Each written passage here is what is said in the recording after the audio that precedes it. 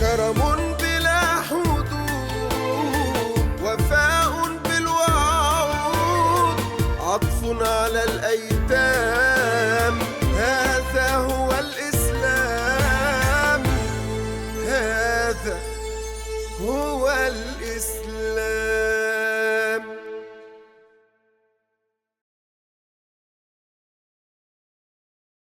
هنا تكريت في العراق، وهذا هو الأمير المسلم نجم الدين أيوب أمير تكريت، ولقب بالملك الأفضل نجم الدين، وهذا هو أسد الدين شقيق نجم الدين.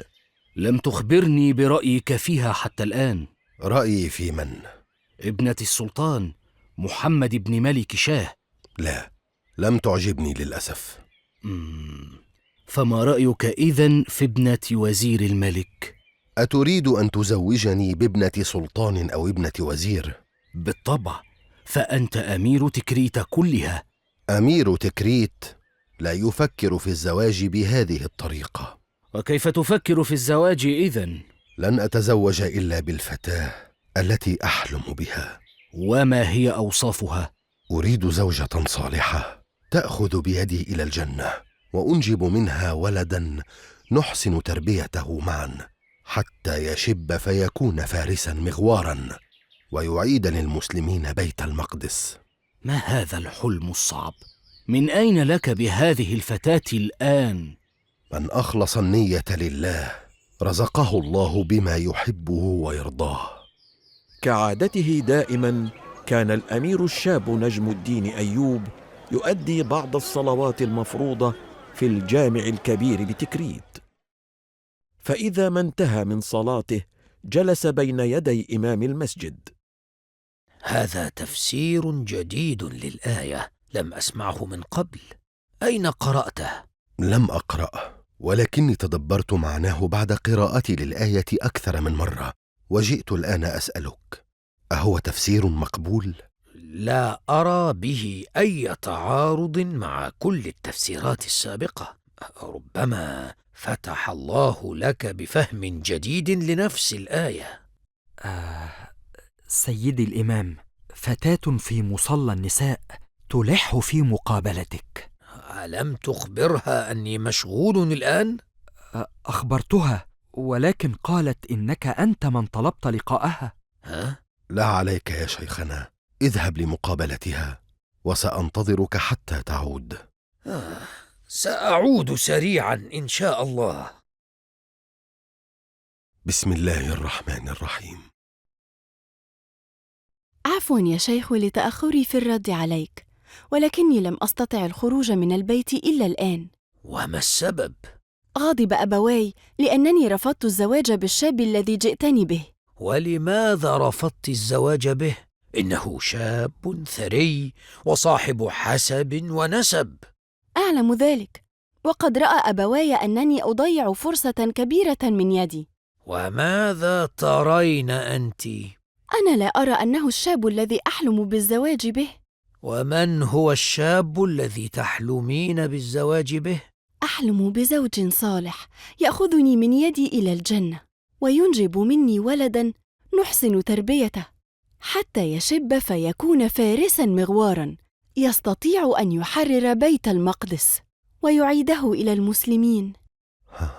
يا له من حلم صادق جميل رغم صعوبته. من أخلص النية لله فسوف يرزقه الله بما يحبه ويرضاه. سبحان الله. حسنا يا بنيتي، سألتقي بالشاب وأخبره بردك الأخير. ادعي لي الله أن يرفع عني هذا الحرج، وسأدعو الله لك أن يرزقك بالزوج الذي تحلمين به. ظل الأمير نجم الدين أيوب شاردا متأثرا بما سمعه من هذه الفتاة التي لم يعرف حتى الآن من هي. عفوا سيدي الأمير، تأخرت قليلا. قل لي يا شيخنا، من هذه الفتاة التي كنت تتحدث معها من خلف الستار؟ أسمعتنا؟ نعم، ولكن دون قصد. إنها فتاة رفضت زوجا غنيا من أجل زوج لم تلتقي به حتى الآن، وتحلم أن تنجب منه من يحرر بيت المقدس ويعيده إلى المسلمين. هل لك أن تعرفني بها؟ ها؟ وماذا أقول لها؟ الأمير يريد مقابلتك؟ لا، لا أرغب في أن تعرف الآن أنني أمير البلاد. أريد أن أختبر مدى صدقها وحسن نيتها في هذا الحلم الذي تحدثت عنه. ولكنها فتاة صالحة، لن تقبل أن تلتقي بشاب خارج بيتها ودون علم أهلها. فماذا لو عرفت أنني أريد الزواج بها؟ ها؟ أنت يا سيدي تتزوج بهذه الفتاة الفقيرة؟ أنا لا أبحث عن زوجة غنية، كنت أبحث عن زوجة تشاركني حلمي، وقد وجدتها. هذا هو الحي الذي تقيم فيه الفتاة، ها؟ وهذا هو بيت أسرتها. نستطيع أن نعود الآن من حيث جئنا. ولماذا نعود؟ أراك يا مولاي الأمير قد تفاجأت بشدة فقر الحي والمنزل، وأخشى أن تدخل البيت فتفاجأ بشدة فقر أصحابه. قل لي أولا، بماذا أخبرتهم؟ أخبرتهم بأنني قادم إليهم ومعي شاب يريد الزواج بابنتهم، ولم أقل بالطبع إنه الأمير نجم الدين أيوب. فلنذهب إليهم. مولاي، اطمئن، قلت لك من قبل إنني لا أبحث عن زوجة غنية. أهلا وسهلا. أخبرني شيخنا الفاضل أنك تريد الزواج بابنتي. نعم، إن شاء الله. نحن نتبارك بالشيخ وكل من يأتينا من عنده، ولكن الرأي النهائي دائما للعروس، فهي التي ستتزوج. حقا يا والد العروس، وأنا مستبشر خيرا هذه المرة. فهل رأيت ابنتي من قبل؟ لا والله لم أرها. فكيف قررت إذن أن تتزوجها؟ ظللت طيلة شبابي أحلم بحلم ما، وعرفت أنها بالصدفة تشاركني نفس الحلم. ها؟ وما هو هذا الحلم؟ هل لي أن أخبرها بنفسي ثم أعرف رأيها في الزواج بي؟ نعم، لا بأس. السلام عليكم. عليكم السلام ورحمة الله. تعالي يا ابنتي، يقول ضيفنا إن لديه حلما يعتقد أنك تشاركينه فيه. أي حلم؟ أنا أحلم أن أتزوج بفتاة تأخذني من يدي إلى الجنة، وأنجب منها ولدا نحسن تربيته فيشب ويكون فارسا مغوارا يحرر بيت المقدس ويعيده للمسلمين. سبحان الله، إنه حلمي أنا أيضا منذ سنوات. أيعني ذلك أنك قبلت الزواج بهذا الشاب؟ ليس قبل أن يرفع اللثام عن وجهه فأعرف من هو. حتى لو كنت شابا فقيرا لا أملك إلا خلقي وديني، وذلك الحلم الذي تشاركنا فيه. أنا لا أبحث عن زوج غني بقدر ما أبحث عن زوج صالح يشاركني ذلك الحلم الذي حدثتني عنه. من؟ الأمير نجم الدين أيوب؟ أكاد لا أصدق عيني. هل تقبلين الزواج بي بعد أن عرفت حقيقتي؟ ها؟ لا أتصور كيف ترفض الزواج ببنات الأمراء والملوك والسلاطين ثم تتزوج بهذه الفتاة الفقيرة. هي غنية بدينها وخلقها. كثير من بنات الملوك والسلاطين أيضا على دين وخلق، ولكن لا تجمعني بهن نفس النية، الفارس الذي سيخرج من صلبي ويحقق الحلم. ماذا لو لم تنجب لك بنين بالمرة، أو حتى لم تنجب أصلا؟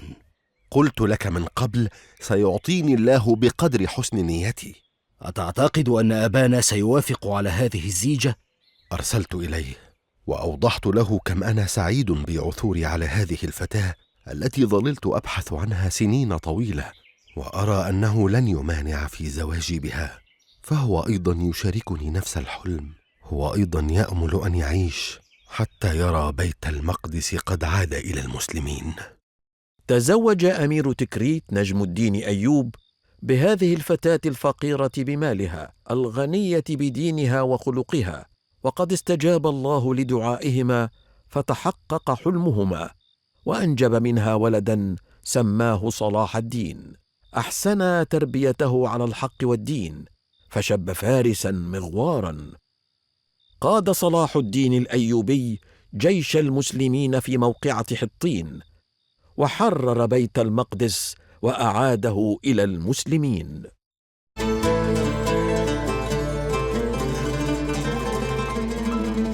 الصدق والكرم والنخوة والشهامة والحب والسلام، هذا هو الإسلام، هذا هو الإسلام. طهارة اليدين وبر الوالدين وصلة الأرحام، هذا هو الإسلام.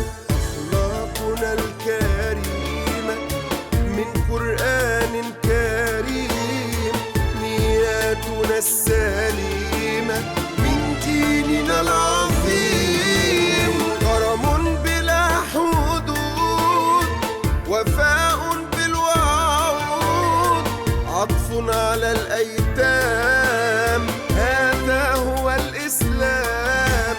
كرم بلا حدود، وفاء بالوعود، عطف على الأيتام، هذا هو الإسلام، هذا هو الإسلام.